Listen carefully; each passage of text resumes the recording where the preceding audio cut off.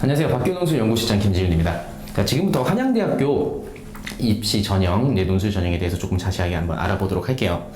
자, 먼저 한양대학교 그 논술 전형을 보면 날짜가 바뀌었어요. 원래 날짜가 수능을 보고 일주일 후에 시험을 봤었는데 이게 수능 보는 그 주로 바뀌었죠. 5일, 6일, 자, 5일, 6일로 바뀌었습니다. 준비할 시간이 좀 부족합니다.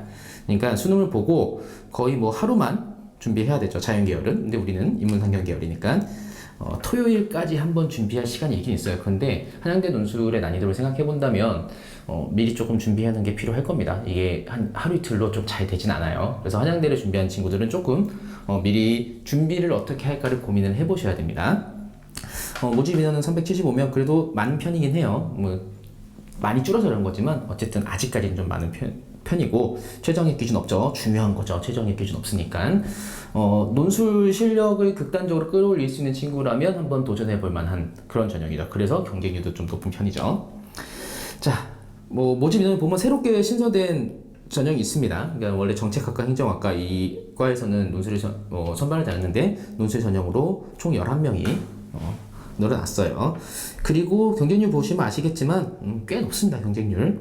그리고 사실은 한양대가 주목하는 학과 여기죠. 요 놈들 굉장히 중요한, 여기 그 학교에서도 좀 밀어주는 과들이잖아요. 선발 인원도 많긴 많은데 경쟁률은 생각보다 좀 떨어져요. 이유는 뭐냐면은 어렵잖아요. 한양대 상경계열 수리 논술 어렵다는 게 워낙 유명하다 보니까, 그래서 경쟁률이 생각보다 높진 않습니다. 자, 어쨌든 중요한 건 자기가 지원하고 싶은 과가 여기 있는지, 그 다음에 경쟁률이 어떻게 되는지, 그리고 한양대도 사실은 이제 최저학력 기준도 없고 내신 반영도 거의 없는 편이라서 실질적인 경쟁률이 많이 떨어지진 않아요. 그래도 논술이 좀 어렵다 보니까 이 경쟁률이 그대로 진행되는 건 아닙니다. 이것도 같이 알아두시고요. 자, 전형 요소 보시면 알겠지만 일단 논술 전형의 가장 중요한 거는 최저학력 기준이 없다는 거 하나, 그 다음에 여기 20%가 학생부 종합이라고 돼 있죠. 이게 좀 조심해야 돼요. 이게 학생부 종합이라고 써놓으면 학생부 종합 전형 같은 거 그런 거 하는 거야? 라고 착각을 하게 되는데, 여기서의 학생부 종합은 사실은 정확하게 학생부 종합 평가 이렇게 하는 겁니다. 그러니까 다른 학교처럼 내신을 등급화해가지고 점수로 하겠다는 게 아니라 학생부의 비급과 영역을 조금 점수로 만들어서 등급 구간을 내겠다, 뭐 이런 식이라고 생각하면 돼요. 그래서 보면은 출결, 수상 경력, 수상 경력이 되게 엄청나게 화려해야 되거나, 아니면 그거 있죠. 학생부 종합에서 수상 경력을 통해서 이제 학생부를 되게 뭐 풍성하게 만들고 이런 정도가 아니에요. 그러니까 너무 많아야 된다고 생각할 필요도 없고, 내가 이거 없는데 어떡하지? 상관없습니다. 없어도 크게 중요하진 않아요. 그 다음에 봉사활동. 그래서 중요한 건 이거죠. 학교생활 성취도 중심으로 종합평가 한다고 했는데 되게 급간을 미세하게 나누고 점수차 많이 주고 이런 식은 아니고, 어느 정도 급간, 그러니까 등급을 조금 등성등성 나눠서 점수를 부여하는 거니까, 사실 한양대 논술의 특징상 논술 점수가 꽤 높아야지 합격할 수 있기 때문에 얘는 아주 큰 영향력은 아니라고 생각을 해도 돼요. 실제로 뭐 무단결석 7, 8위 이런 친구들도, 그런 친구가 장학금 받고 합격하는 경우도 있습니다. 물론 이과긴 하지만 논술을 아주 잘 쓰면 그렇게 된다는 거예요. 자, 그 다음에 뭐 학생부 없는 경우, 그러니까 뭐 비교 내신 같은 경우죠. 요거 한번 확인해 보시면 되고요. 자, 중요한 건 이제 우리가 이 논술 전형에서 이게 한양대 논술을 쓸까 말까 이걸 고민을 해봐야 될 텐데, 이걸 고민하는 기준은 아무래도 나의 수능 성적, 내가 한양대를 정시로 갈 수 있느냐 없느냐 이런 걸 좀 생각을 해봐야 되잖아요. 그래서 한양대 정시 입결 결과를 살짝 보겠습니다. 자, 정시 입결 결과를 보면 이게 이제 수능 100분위 평균이에요. 그러니까 수능 100분위 평균이니까 일단 이게 96점대, 95점대 막 이렇게 나오죠. 96이면 1등급 컷이잖아요. 자, 그러면 우리는 어떻게 생각해야 되냐면, 한양대에서 정시로 합격을 하려면 2등급 하나 정도면 어떻게 한번 가능한 수준이겠구나. 이게 등급을 나누는 건 적당하진 않아요, 사실은. 그런데 점수차가 발생하니까.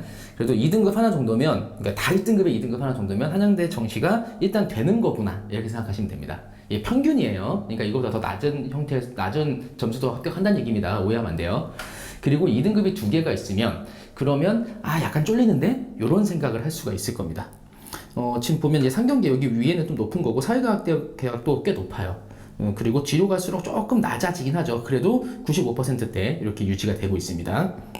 자, 어쨌든 제일 중요한 거는 이 등급을 어떻게 이해해야 되는가. 이게 합격자의 평균, 이니까 요거보다 좀 낮게, 그래서 2등급 2개면 어떻게 잘하면 합격은 할 수도 있겠구나 정도 생각. 2등급 하나 정도면 그러면 내가 한양대 정시는 충분히 가능할 수 있겠구나 이렇게 생각할 수 있고요. 그 다음에 논술 점수를 한번 보도록 할게요. 자, 논술 전형의 이게 입학생의 논술 평균 점수인데, 여기서 주목할 건 뭐냐면은 이 상경계열 보세요. 2018학년도, 2019학년도 점수가 굉장히 낮다가 2020학년도에 확 올라가죠. 자, 이거 무슨 일이 있었던 거냐라고 생각할 텐데, 수학이 바뀌었어요.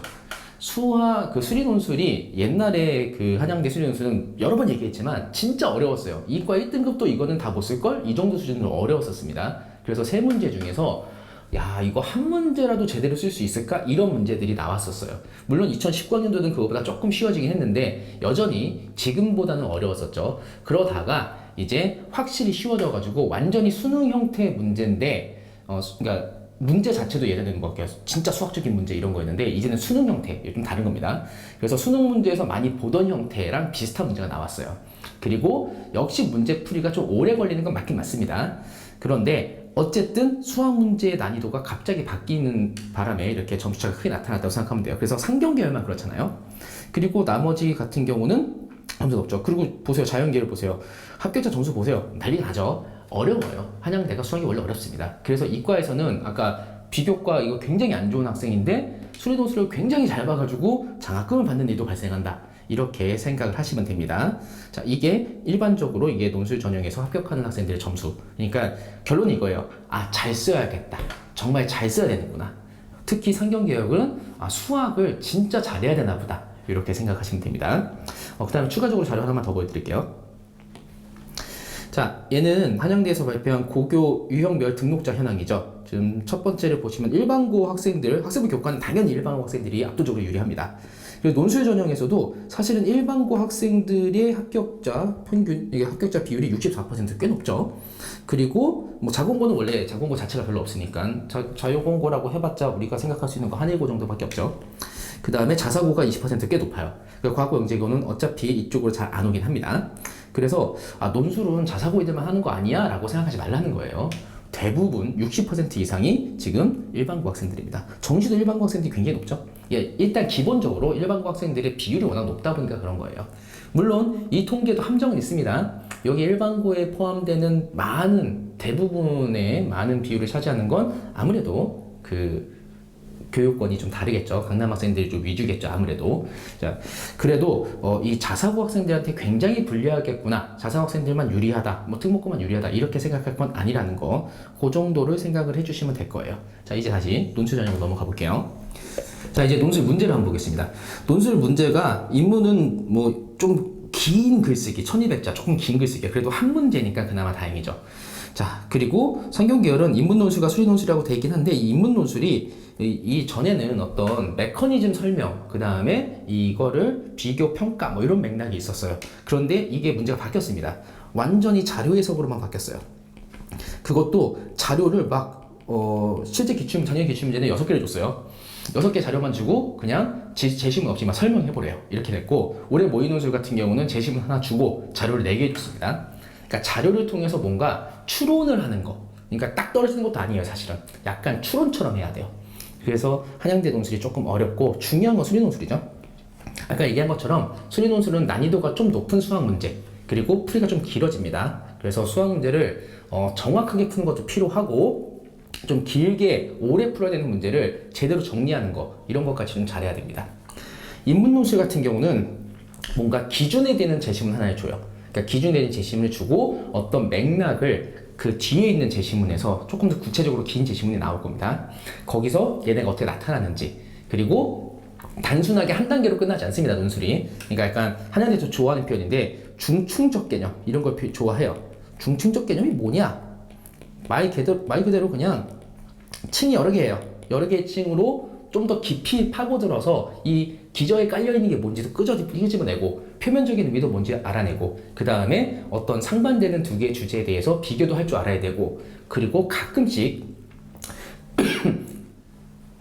스스로 이거를 추론의 형태로 만들어서 어떻게 이게 반영될 것인지도 한번 나름대로의 분석을 해봐. 이런 문제도 나옵니다. 그리고 문학 제시문도 가끔씩 써요.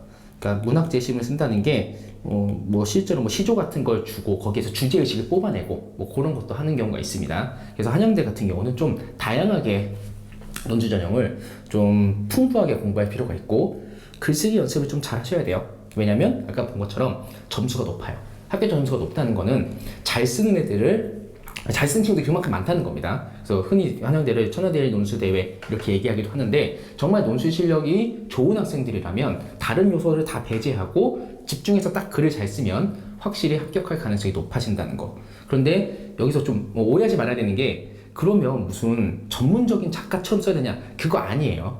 여기서 잘 쓴다는 건 고등학교 수준에서 잘 쓰는 거예요. 그리고 필요한 요소를 잘 녹여 넣는 거예요. 그리고 상경계열 같은 경우는 수학 문제를 제대로 잘 서술해주면 되고 자료에서 정확한 포인트를 추론해서 정리를 잘하는 거, 이게 잘 쓰는 거라고 생각하면 됩니다. 엄청나게 글을 잘 쓰는 실력 이런 거 아니니까 너무 걱정하지는 않아도 됩니다. 자, 그러면 뭐 전체적으로 이래요. 이거는 이제 천천히 한번 읽어보시면 됩니다. 뭐 이거는 일반적으로 우리가 정리해 놓은 거기 때문에 한양대에서 정리되어 있는 그런 내용이기 때문에 요런 식으로 하겠구나, 요거 한양대에서 요런 식으로 생각하고 있구나, 그 정도로 이해를 하시면 되고, 추가적으로 하나만 그냥 간단하게 말씀을 드리면 의대에서 인문 논술을 추가했죠. 이거는 이제 혹시 한양대 의대 논술을 생각하고 있는 자연계 학생들을 위한 건데, 의대에서 그 인문 논술 하나, 수리 논술 역시 여전히 옛날처럼 3개 정도 나오는데, 여기서 수리 논술은 이과 수리입니다. 그러니까 문과 학생들은 못 풀어요, 그거. 그러니까 문과도 의대 갈 수 있는 거 아니야? 이렇게 생각하시면 안 됩니다. 이과 수학이에요. 그런데 인문 논술 한 문제가, 이 한 문제가 사실은 과거 상경계열 문제랑 좀 비슷하다고 생각하면 돼요. 과거의 상경계열이 600자 글쓰기였고, 아까 얘기한 것처럼 어떤 메커니즘 설명이라든가 아니면은 그냥 일반적인 인문 논술 이런 거였거든요. 그래서 의대 논술을 생각하고 있는 이과 학생들이 이 인문 글쓰기 어떻게 연습해야 되냐라고 하면 한양대 상경계열 옛날 문제, 2018학년도 이전 문제, 이런 문제들을 통해서 연습하면 조금 도움이 될 겁니다.